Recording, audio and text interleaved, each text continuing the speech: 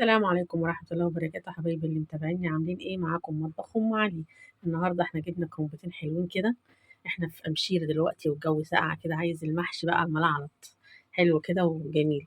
جبت كده كرومبتين، ادي اول واحدة شايفين. بمسكه اقطعه كده اهوت واطلع العروق منه. العروق اللي هي كده اهوت اللي هي بتطلع من الورق الكرنب دي ما برميهاش يا جماعة، انا بعملها برطمان مخلل حلوة قوي. ماشي. وتعالي هنا دي كرومبة تانية اهي كمان ما شاء الله. شايفين الكرنب وحلاوته؟ جبت اتنين جمال جدا. تجيبي الكرنب اللي هو الشتوي، ما تجيبيش الصيفي. ماشي. كرنب حلو قوي وجميل دلوقتي في السوق. ماشي. دلوقتي قلنا ده هنعمله، ما رضيتش يعني نرميه كده.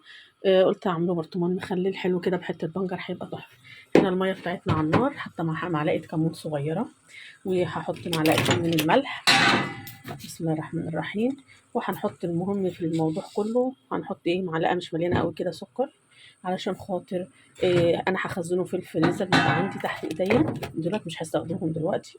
لما اجي اطلع ما يشدش في الاكل وكده، بتخلي معلقه السكر دي بتخلي الورقه ايه، تاكلي الكرنبه تلاقيه دايب كده حلو. ماشي. دلوقتي هسلقه واكيسه.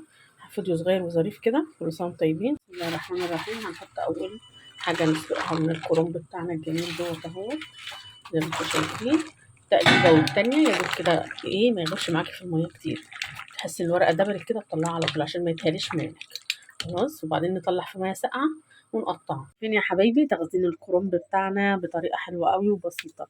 بصوا الابيض اهو اصفر على بعضه كده. 3 اسطار اهو ما شاء الله. عملنا كرومبتين حلوين قوي. لما كيسوهم اكياس بقى واشيلهم في الفريزر يبقوا تحت ايديا. ما شاء الله حلوه قوي.